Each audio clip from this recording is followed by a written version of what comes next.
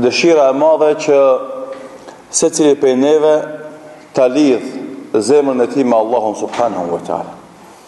Sepse dashtëm na apo nuk dashtëm, çështjet e dynjas, të cilat na sulmojnë për çdo ditë, mëngjes, paradite, mesdite, pasdite, mbrëmje, natën, ato na largojnë prej lidhshmërisë tonë me Allahun subhanahu wa taala.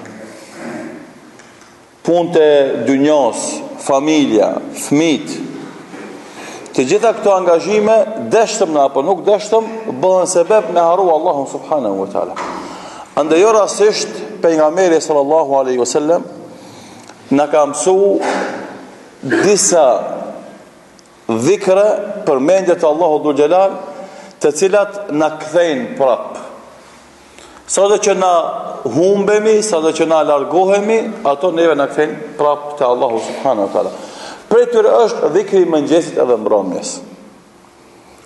Normalisht është dhikri i namazeve, është dhikri kur të hish shtëpi, është dhikri kur dalësh prej shtëpisë, dhikri kur të fillosh hajën, edhe pijen, dhikri kur të aprofundojsh ushqimin, dhikri kur të veshësh rrobat, kur zgjohesh nga gjumi, kur të bish gjum. Këto janë dhikret, mirë po, na kemi përzgjedhur dhikrin e mëngjesit edhe të mbrëmjes si përmbledhëse.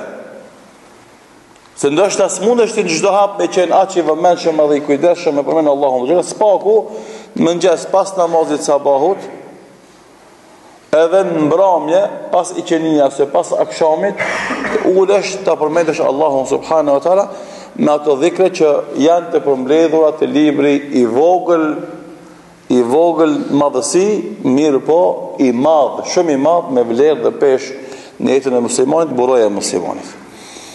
Andaj pyetja është kush prej neve sot e ka bërë dhikrin e mëngjesit edhe të mbrëmjes? Përgjigjen të jepja vetvetes. Tash na mundemi edhe me bë test, më nis me rënd me pyet, a ke bë. Edhe normalisht ajo ka qëllimin e vet edukativ, që me pasë sikurse puna e shkollës. Me pasë ti sa kujdesesh për këtë vepër, e cila nuk është obligim, nuk është farz, ama ka peshë dhe rëndësi. Por ti jepi përgjigje vetvetes. Nëse je përgjigje e saktë, elhamdulillah je qarli, je fitimtar. Nëse nuk është përgjigje e saktë, ti ke humb. E ki shansën nesër me korrigju. Pas nesër, ditë që kemi mirë, po mos e vono. Se jeta shkon shpejt. Shumë shpejt përfundon viti, përfundojnë dekadat, i mush 20 vjet, e 30, e 40, e 50, shumë shpejt vend 60, edhe mas 60 mos shka pret. Veç më bosh gati, udhës ahiretit, s'ka ma, me zgjatë kjo ma shumë.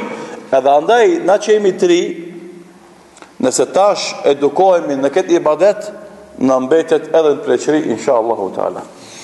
Pejgamberi sallallahu alaihi wasallam për tregu vlerën e madhe që ka përmendja Allahu dhul xhelal, ka thonë, shembulli atij që e përmend Allahun dhe atij që nuk e përmend Allahun është shembulli atij që është i gjallë dhe atij që është i vdekur. Sa është dallimi i madh mes gjallit dhe vdekut, aq është dallimi i madh mes atij që e përmend Allahun dhe atij që nuk e përmend Allahun. E tash ti vlerësoje vet sa duhesh me u kujdes. Përpara ishte vështirë kur flas përpara, domethënë para 15 viteve parafërsisht, si ishte libri Buroja e muslimanit shqip. Si ishte. Tash u bo shqip, lere që u bo një botim, po u bo 2-3 botime.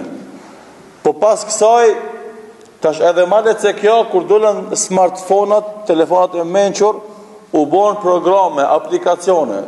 Tash s'ki arsye, nëse dje ki pas arsye, para asaj ke pas arsye se s'është libri, sot e kje në gjep me veti, ka të shkosh. Veç a don, veç a ki dëshirë, va ki vullnet.